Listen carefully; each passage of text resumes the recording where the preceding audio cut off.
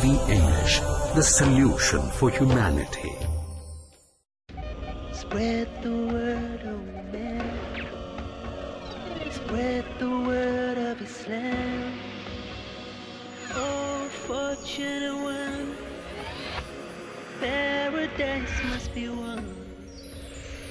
Paradise must be won. Each day and each night. Through darkness and through light. Cry it out to the world. Spread the word.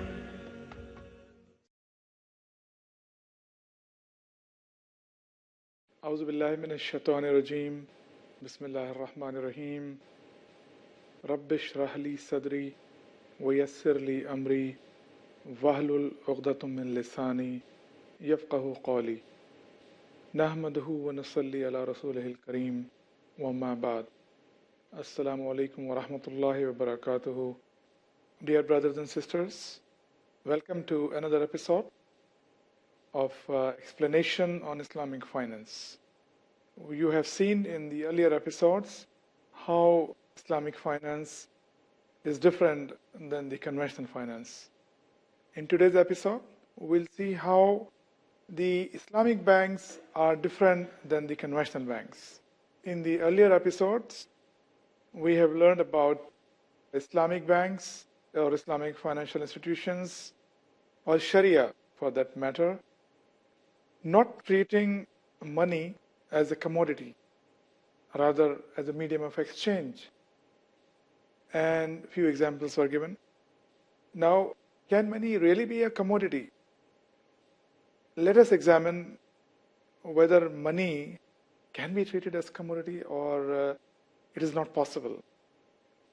You know, the economic definition of commodity, something which can be sold to make profit. For example, if you go to a shopping mall, you go to a boutique, and you would like to buy a dress. For example, this suit. I go and buy this suit from a boutique.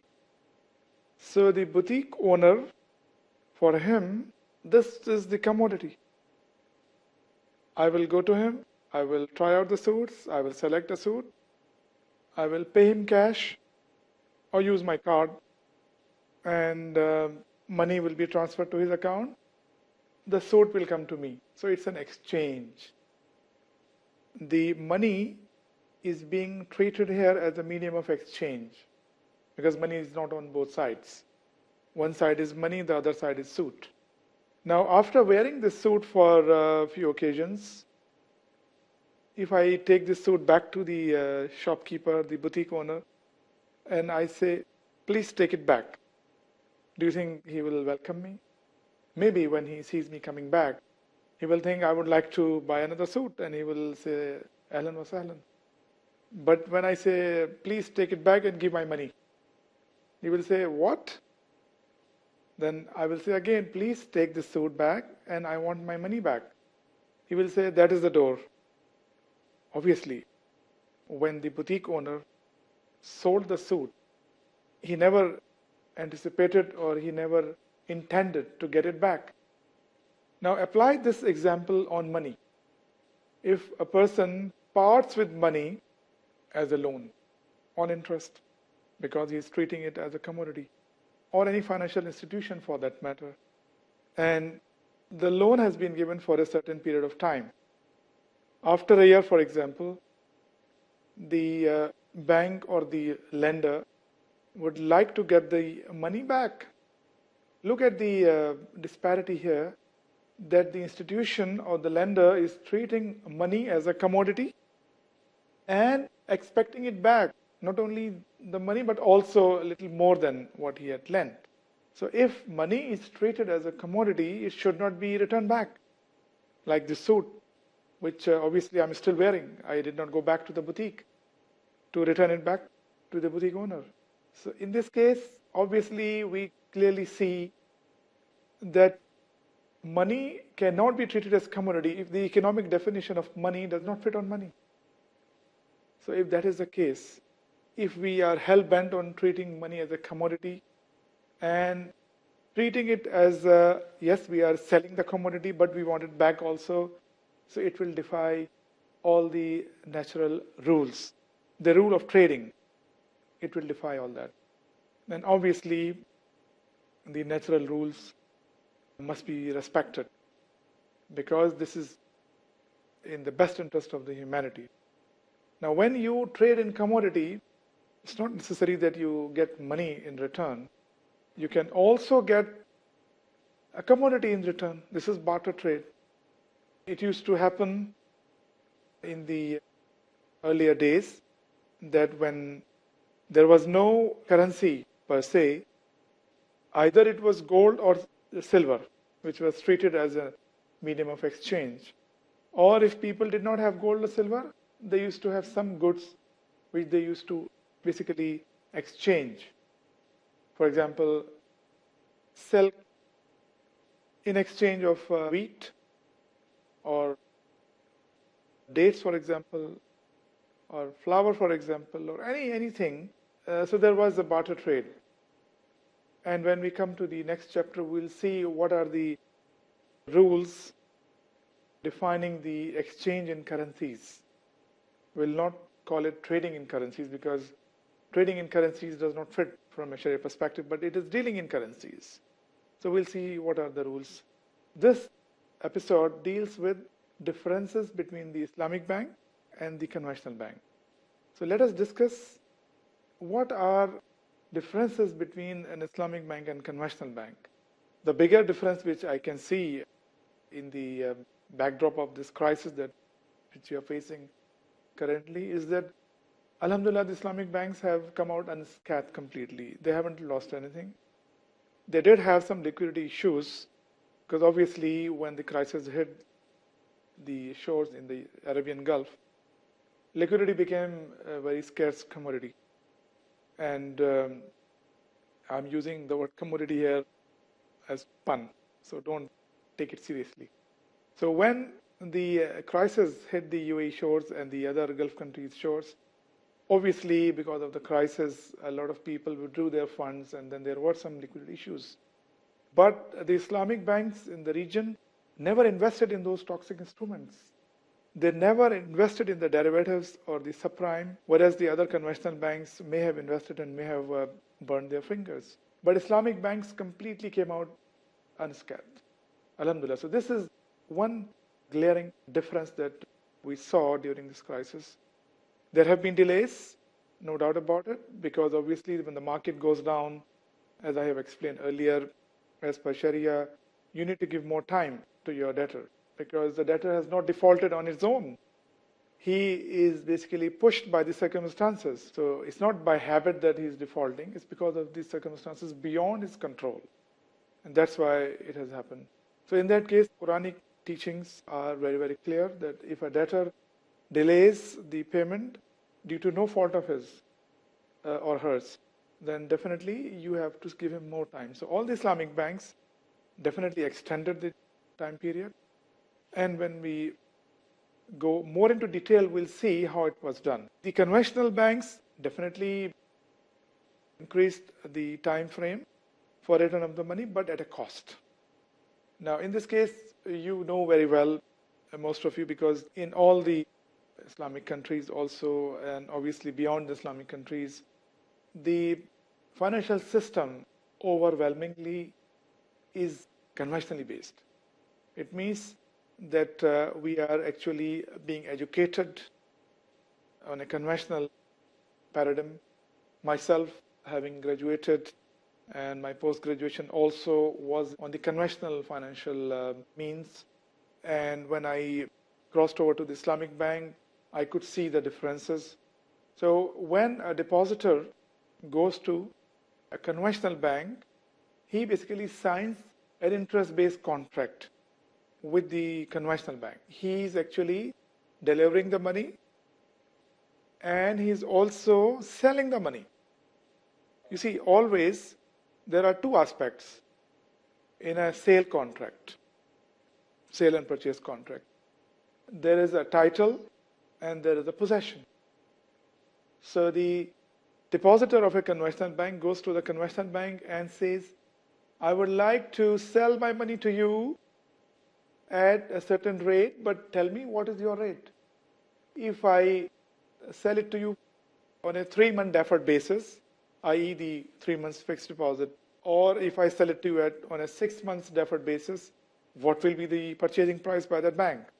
So the bank will show the rates. If you keep a fixed deposit for 3 months, this is the rate. If you keep the deposit for 6 months, this is the rate. If you keep the deposit for 9 months, this is the rate, or 1 year, and so on. So it means on a predetermined basis, on a pre-agreed basis, the conventional bank will actually give the price of the money it is purchasing from the customer. For example, a customer goes to a conventional bank and would like to make a fixed deposit for 1 year, 100,000 US dollars. And the conventional bank will say, okay, I will give you 5% per annum. It means upon completion of 1 year deposit period, the depositor will get 105,000 US dollars. What does that mean? It means that the depositor has sold the money, because the depositor is treating money as a commodity, has sold the money worth 100,000 US dollars at a price, deferred price of 105,000 US dollars. Upon completion of 1 year, the conventional bank will settle the deferred purchase price. For a conventional bank, this is a purchase price. For the depositor, it's a sale price. So upon completion of deferred period, the depositor will actually get amount of 105,000 US dollars. We'll go for a short break, and when we come back, we'll see how the Islamic bank treats the depositors. Thank you very much. I'm sure you will join us shortly. Spread the word of Islam. Word of Islam. Assalamu alaikum wa rahmatullahi wa barakatuh. Before the break, we were discussing how a depositor of a conventional bank deals with the conventional bank and how the conventional bank deals with him. And we came to a point that the depositor will sell the money, 100,000 US dollars, at a deferred price of 105,000 US dollars if the deposit is for 1 year. So upon completion of 1 year, the conventional bank will actually settle the deferred purchase price, and the depositor will get the deferred sale price. So 100,000 US dollars have been sold on a deferred basis, and the money has been received by the depositor upon completion of the deferred period. Any subject matter of any sale and purchase contract will have two considerations. One is the title, one is the possession. So these two have been given away by the depositor to the conventional bank. Now, when you give away the title, what is the implication of that? I'll give you another example. If you like to buy a car and you go to a showroom and you select the car, you pay the money, you get the car keys, you get the invoice in your name. Car keys is the possession and car invoice is the title. And when you are taking the car out of the showroom after getting the number plate and completing all the registration formalities, and you came at the middle of the road and you did not see at all, and one car came and banged your car. Alhamdulillah, you are safe, but the door is dented badly. Do you think this will be the responsibility of the dealer? No, it will be your responsibility, because just half an hour back, you got the title from the showroom. So the title came to you, so you actually are exposed to the ownership risk. You will be responsible to get this door fixed. And obviously there can be no compensation for the heartache which you had, because it was your dream car. Now, if we apply the same principle in dealing with money, so when the depositor of a conventional bank is selling the money, he is parting with the title. On the other side of the equation, when the conventional bank is lending that money to the borrowers, to the people who need finance, the conventional bank is doing the same thing. Conventional bank is now selling the money to it's a back-to-back sale, selling the money to the borrowers, and the borrowers are getting the title. If those borrowers invest that money in some business and the business doesn't succeed and there is a failure, who will be responsible? Obviously the borrower will be responsible. In any case, the borrower has to return the money to the bank. Similarly, the bank has to return the money to the depositor. If, for example, the borrower could not pay it back to the bank, and there have been many defaults, but still the bank is responsible to pay the money to the depositor because he bought it. The banker, when he made the contract, basically the banker bought the money from the depositor, so he has to actually settle the deferred purchase price, no matter what happens to the money later on. So this basically is the paradigm of the conventional bank. And here we're talking about the differences between the Islamic and conventional banks. So obviously, by now, you would like to know if this is not the case with the Islamic banks, then how Islamic banks deal with that. Let us look at that. When a depositor goes to an Islamic bank, the depositor will go to the Islamic bank and will say, okay, I would like to leave this money with you. Islamic bank will say, ahlan wa sahlan. The depositor will say, what rate if I leave it for 1 year? Islamic bank will say, well, we don't know. We will not be able to tell you any pre-agreed rate because we will put this money to be used, and whatever profit will be generated, we will share it with you. So here the Islamic bank is not purchasing the money because Islamic bank is not allowed by the Sharia boards or by the Sharia principles to buy the money. So Islamic bank will say that leave this money with us, we'll manage it. Islamic bank will become the fund manager. It is not purchasing the money from the depositor. So the depositor is doing what? Depositor is simply delivering the possession of the money by retaining the title. There are two things, title and possession. Here, Islamic bank is receiving the possession whilst the depositor is retaining the title. So if down the line, Islamic bank will manage that money for the depositor, it will be at whose risk? I'm sure by now you understand. Whoever holds the title is exposed to the risk. Now in this case, the title holder is the depositor and not the Islamic bank, contrary to the conventional banking practice. So once the title is retained by the depositor and the possession of the money is handed over to the Islamic bank becomes mudarib or the fund manager, and the depositor becomes the Rabb al-Mal or the fund provider. And the contract which is signed by the depositor with the Islamic bank is the mudaraba contract or the fund management contract.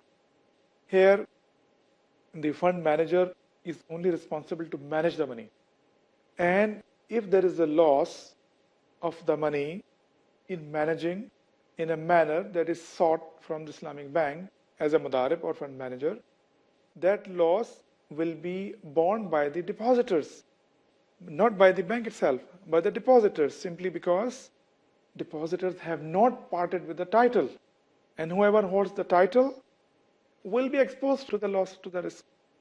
So here we are talking about clear difference between the conventional banking practice and the Islamic banking practice. Now another very glaring difference between them is that the conventional bank will tell the depositor that will pay you this much interest when you come back upon maturity of the deposit. But the Islamic bank will say, we will invest your funds and we close our balance sheets on a periodic basis, for example, monthly or quarterly or 6 monthly. It depends on the bank's policy. So whenever we close the balance sheet and make the income statement, we'll arrive at total profit made, and then we'll arrive at a profit distribution, and I'll talk about it in a while. And whatever comes to the share of all the depositors, you will get your share. So wait till we invest and we earn some money, and then that money will be distributed. So money is not on both sides. Money is on one side. Why? You will say, some of my friends argue on this and they say, how money is on one side? It is on both sides. I say, how? So because I'm the depositor to the Islamic bank and I say, okay, this is 100,000 US dollars. And you pay me upon maturity of 1 year, you pay me maybe 107,000 US dollars. So money is on both sides. But I reply to them that no, this is not the case. Because the money has been handed over to the Islamic Bank in the capacity of manager, in the capacity of a trustee, in the capacity of an agent. And you know that whenever there is an agency, the principal and the agent is a substitute of the principal. The agent actually is basically the substitute of the principal. It means whatever agent will do as if the principal has done it. So in this case, if the depositor has handed over the money to the bank has become its agent, its shadow. It is doing whatever he will do, the depositor. But because the depositor may be busy, the depositor may not have the investment expertise, so that's why it is coming and handing over the money to the Islamic Bank. So in Islamic Bank is coming into the shoes of the depositor and investing in goods, services, commodities, assets, and then whatever returns will come out, it will be passed on to the depositor. So here the money is on one side. On the other side is the goods, services, assets, and commodities. So this is the way that the Islamic banks function. Now taking this further, when the Islamic bank has been appointed as the mudarib or the fund manager or the trustee, it is not as easy as just turn around and say, sorry, you gave me $100,000 last year, I have lost it. It's not that easy because Sharia, the grip of Sharia on the trusteeship is very strong. And we have learned in the earlier program that trusteeship automatically leads to the accountability. So it means that if an Islamic bank is receiving funds from depositors who are appointing the Islamic bank as trustee, the trustee is accountable to the depositors, and accountable not in any ordinary sense, accountable in a Sharia sense. And accountability in Sharia is very, very strong. The grip of Sharia on the trustee is very strong. So it is not very easy. It is not taken for granted that you appoint me as my mudarib and tomorrow I turn around and say, sorry, I lost it. And you say, okay, I had to take the loss because it was my money, so I was exposed to the equity risk. So what to do? He lost it, so I lost it. No, this is not the case. First of all, the Islamic Bank has to establish itself as an entity to be able to become mudarib, to be able to become a trustee. And how is it done? The regulations in different countries to issue an Islamic banking license is not easy. You have to really go through a grueling process to convince the authorities, the central bank, the Ministry of Finance, the local governments, that you would like to be established as an Islamic bank. So first thing they will say, who are your shareholders, the founding members, the founding shareholders? And then next question will come, all right, who will be your Sharia board members? And obviously when we talk about the Sharia board members, we talk about scholars of very high caliber, people who have given their life to Sharia, people who are given their life to learn the fiqh, the Islamic jurisprudence. And these are the people who are actually guiding the bank's management, the board of directors and the senior management, and the shareholders, obviously, as to how the bank is doing and how they should be doing it, and how it is coming up, whether the Sharia principles are being applied or not. With this, we come to an end. We'll discuss this interesting aspect in the next episode. Please do join us. Assalamu alaikum wa rahmatullahi wa barakatuh. Spread the word, oh man. Spread the word of Islam. Oh, fortunate one.